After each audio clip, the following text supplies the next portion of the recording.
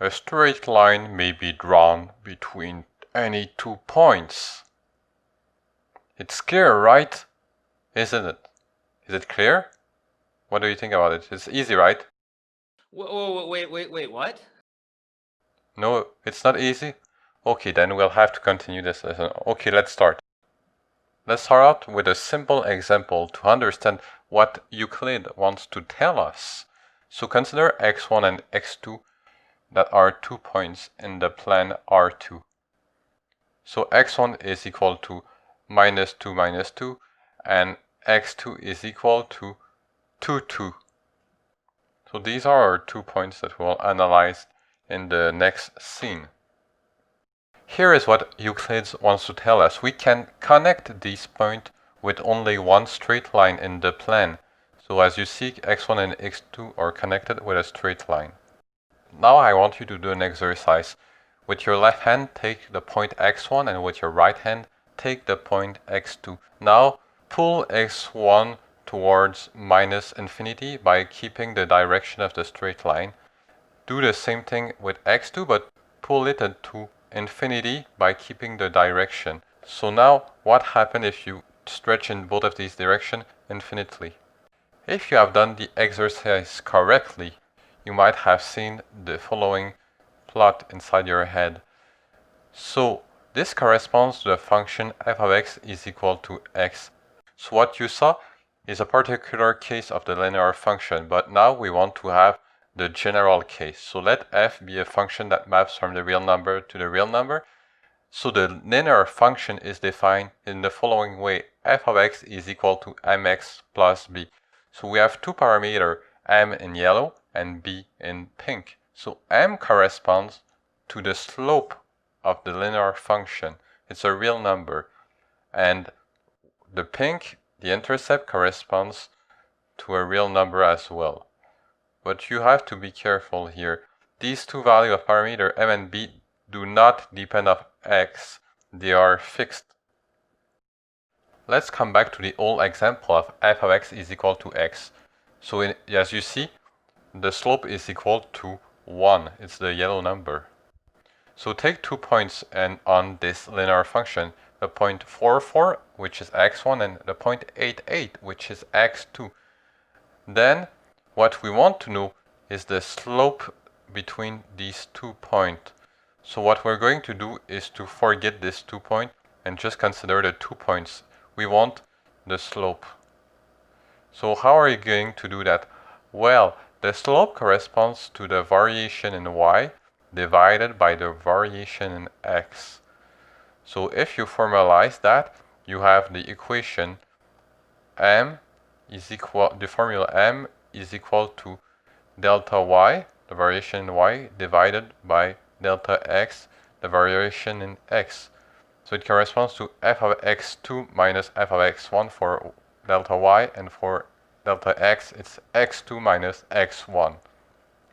Here it corresponds to 1, which verified what we just told earlier about the linear function f of x is equal to x. So everything seems to go well.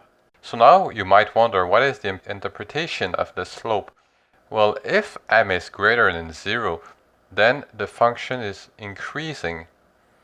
And the bigger m is, the steeper the slope is, as you can see in the illustration. But now, if you consider the other case, which is m is smaller than 0, then the function is decreasing. And the smaller the m is, the steeper the function is as well.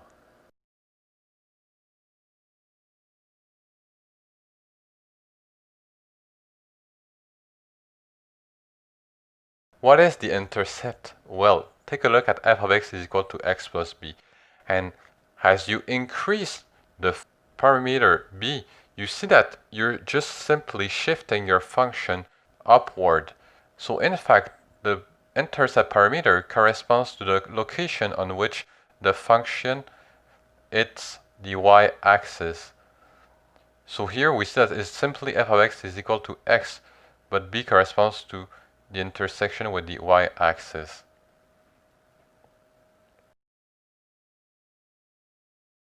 Let's do a small exercise. You have the function f of x is equal to x plus b, and I tell you that the point x1 is 2, 4 is on this linear function. So find b. Go.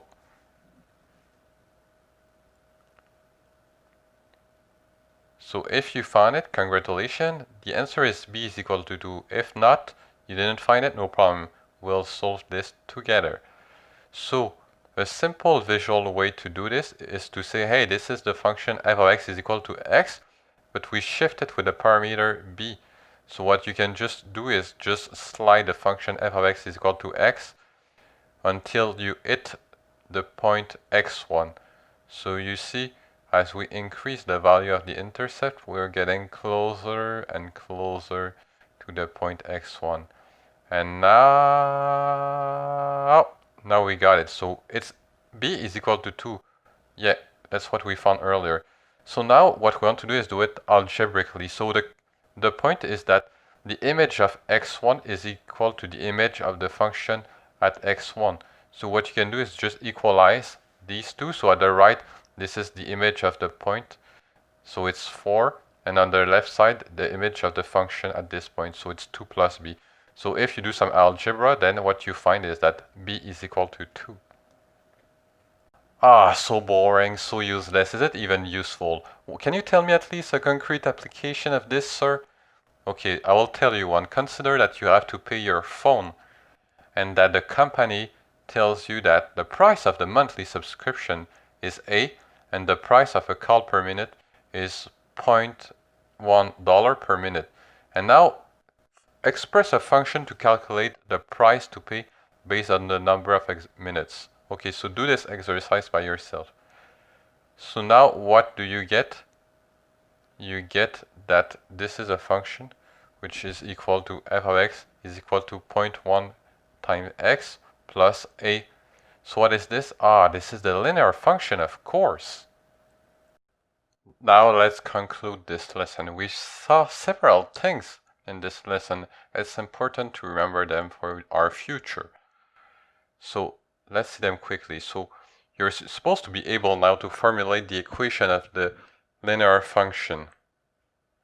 You should also be able to interpret the concepts of slope and intercept, so the parameters m and b. You should be able to find the slope using 2 given points. Find the intercept using the slope and a given point, another thing that is important. And then finally, formulate a concrete mathematical problem using a linear function. This is just a bonus, so if you can do that as well, that's really good for your life. So thank you and see you soon.